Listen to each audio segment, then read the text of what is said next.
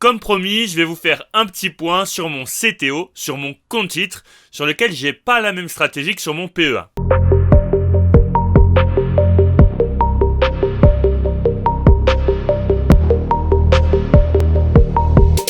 Comme vous pouvez le voir, à hauteur de 50%, je suis sur un ETF MSCI World. Ça a plusieurs avantages, notamment le fait que ça réplique les performances du marché.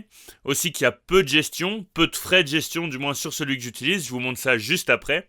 Ensuite, à hauteur de 20%, je suis sur un ETF Nasdaq pour être plus exposé sur les États-Unis et sur les valeurs tech. Ça, c'est mon avis. Moi, je pense qu'elles vont surperformer le marché par rapport à d'autres actions.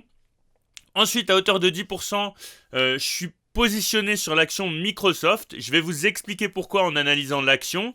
J'ai eu une opportunité, donc je reste positionné dessus. Ensuite, à hauteur de 10%, je suis sur Johnson & Johnson. Et vous allez voir qu'à hauteur de 10%, j'ai d'autres actions sur lesquelles, on va dire que je spécule un petit peu, sur lesquelles j'ai pas la même stratégie. Pour le MSCI World, pour l'ETF MSCI World, je suis sur du Amundi. C'est une action Amundi que je possède en portefeuille, donc je fais un petit peu marcher le business. Donc voilà. En termes de stratégie, je suis pas sur du DCA. En revanche, je vais essayer de chercher des points bas. Par exemple, là, je vais pas acheter tout de suite parce que vous voyez qu'on approche d'une résistance. Je préfère investir à l'approche des supports. J'ai d'ailleurs rechargé récemment au 415 en octobre dernier. Juste ici, on a break, j'ai eu un petit peu peur, mais finalement on est reparti à la hausse. Vous voyez que j'utilise un graphique qui est en weekly, donc c'est des supports et des résistances en weekly. J'utilise moins tout ce qui va être journalier. Et ça fait déjà plusieurs années maintenant. Depuis, je dois être positionné dessus depuis 2019. Donc, c'est un ETF que je garde, évidemment, que je continue d'acheter, pas mensuellement, mais que j'achète sur des points bas, donc quand on vient retester certains supports, par exemple. Ensuite, à hauteur de 20%, je suis placé sur du Nasdaq, un ETF Nasdaq 100. Pourquoi un ETF Nasdaq et pas un ETF S&P 500 par exemple? Déjà parce que le S&P 500, dans la part d'un MSCI World, il représente beaucoup d'actions. Mais surtout, mon choix il s'oriente notamment par le fait que le Nasdaq, il est plus orienté tech que le S&P 500, pardon. Donc il va être un petit peu plus cyclique, mais dans ma stratégie d'aller rechercher des points bas, c'est un ETF qui est intéressant. Donc en choisissant le Nasdaq 100, je choisis un ETF qui va être plus orienté tech finalement que le S&P 500. C'est un ETF que je possède depuis 2017, donc c'est un ETF que je possède depuis plus longtemps que mon MSCI World, que j'ai commencé à acheter aussi pour de la diversification. Donc actuellement, j'ai un PRU qui se situe aux alentours des 30 euros pour l'ETF Nasdaq. Et c'est dû au fait notamment que j'ai toujours cherché à racheter sur des points bas.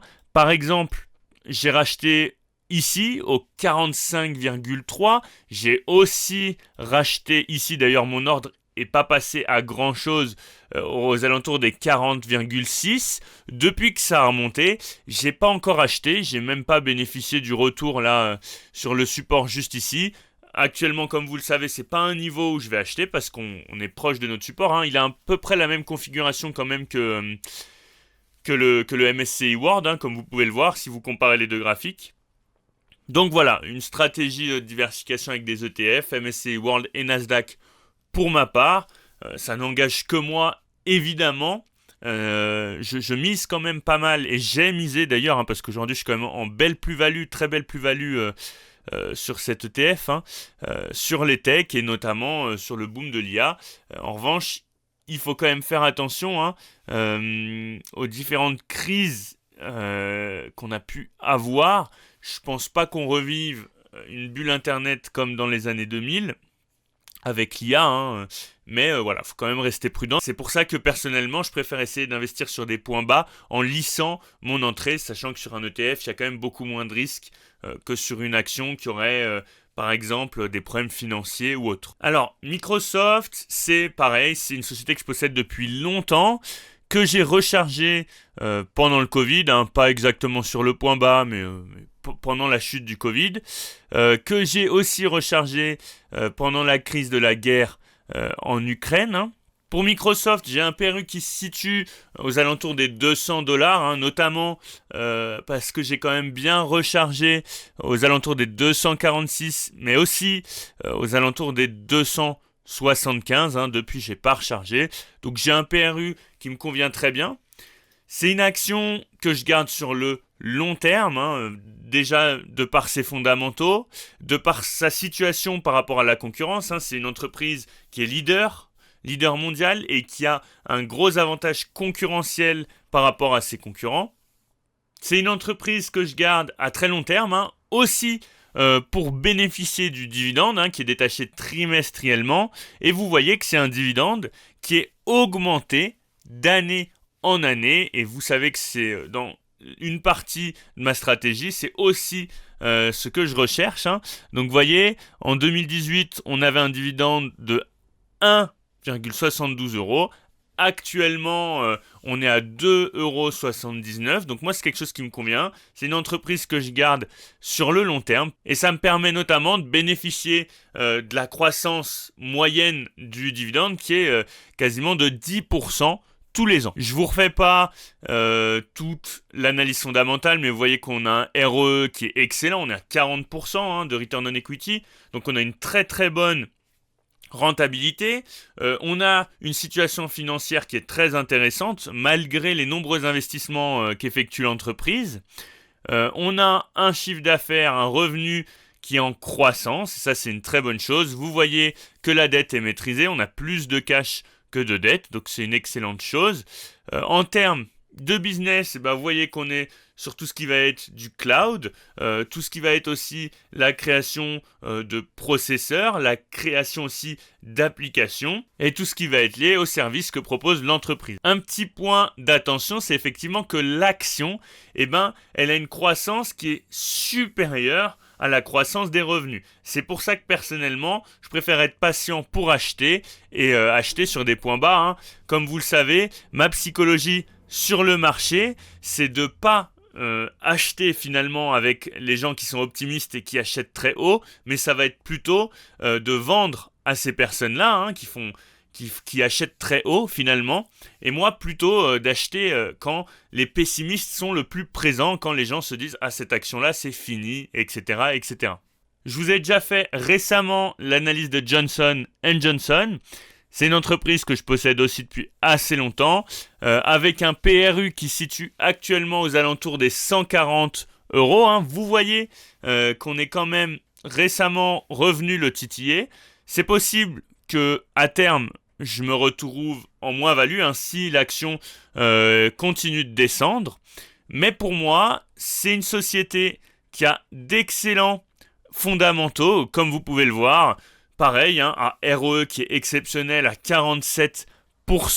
Vous voyez aussi que par rapport au secteur d'activité, on a un très net avantage concurrentiel. On a une rentabilité qui est largement supérieure aux autres entreprises de l'industrie. Des revenus sur une tendance croissante qui ont légèrement diminué sur le dernier exercice, ce qui explique aussi la chute actuelle du cours.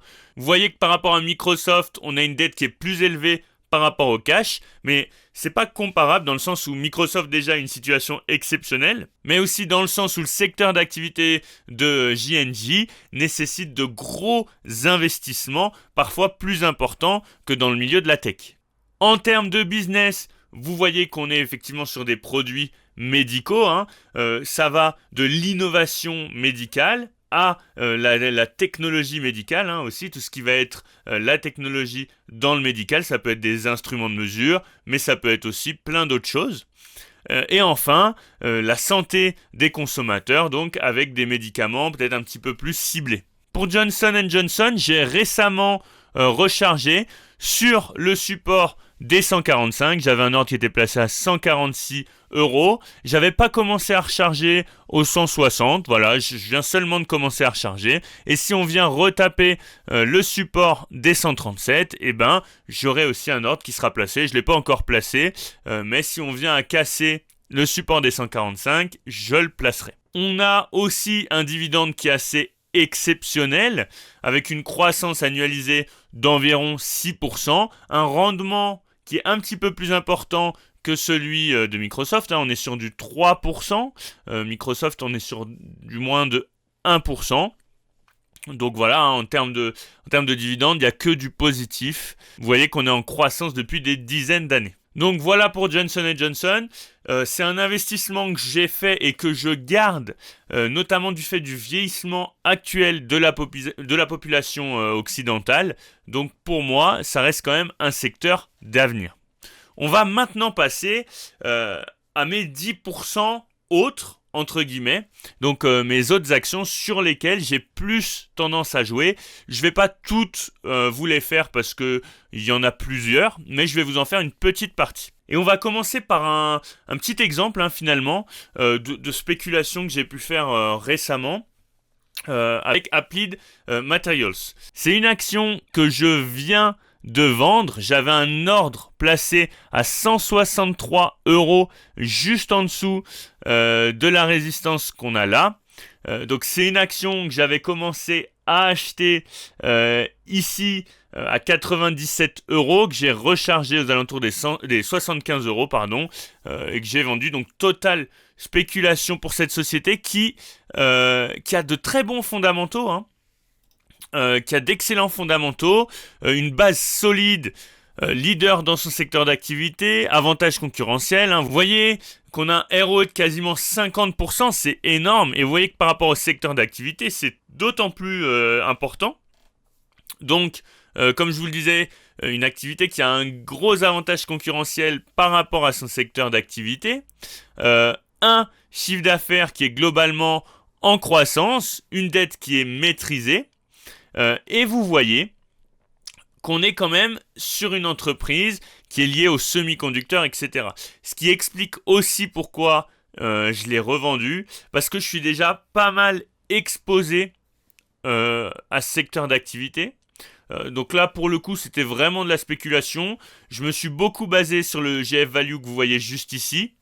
En soi, c'est une très bonne entreprise qui a été malmenée en bourse. Pas forcément de façon très juste. C'est pour ça que j'ai décidé de spéculer un petit peu sur le dossier.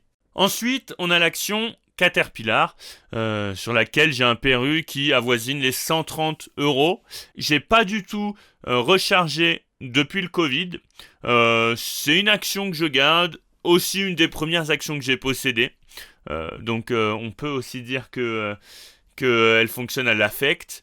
Vous voyez, en termes de dividendes, on a une croissance annualisée de 8% en moyenne, un petit peu plus, avec un détachement trimestriel. Donc c'est des actions qui continuent de m'intéresser. Un rendement faible, mais par rapport à mon PRU, je commence à avoir un rendement qui est intéressant. Et si je la garde encore 5-10 ans, ce sera d'autant plus intéressant. Surtout que pour moi, c'est un leader de son marché, comme d'habitude. Vous connaissez la chanson. On a un ROE de 51, pareil, c'est énorme. Je ne sais pas si vous vous rendez compte en termes de return on equity. Surtout par rapport à l'industrie. Donc très belle entreprise. Actuellement, elle est fair, quoi. Enfin, elle est valorisée correctement. On a eu des moments de sous-valorisation récemment, là, comme vous pouvez le voir. En termes de business, vous voyez que on est sur tout ce qui va être construction, sur tout ce qui va être engin de construction, mais aussi des ressources, etc., de l'énergie et du transport. Donc c'est une action qui est assez diversifiée. Mais pour moi, c'est quand même une entreprise dont on a besoin dans la vie quotidienne d'un État, d'un pays ou d'une entreprise. Vous voyez qu'en termes de revenus, on est stable. Ça, je vous en ai rarement parlé parce que il y a très peu d'entreprises sur lesquelles j'investis qui a pas un revenu qui est en croissance, mais un revenu stable, ça peut aussi me convenir. Comme vous pouvez le voir. En revanche, si on a un revenu qui est trop en baisse, c'est pas une action qui va m'intéresser parce que je cherche une action qui va être rentable.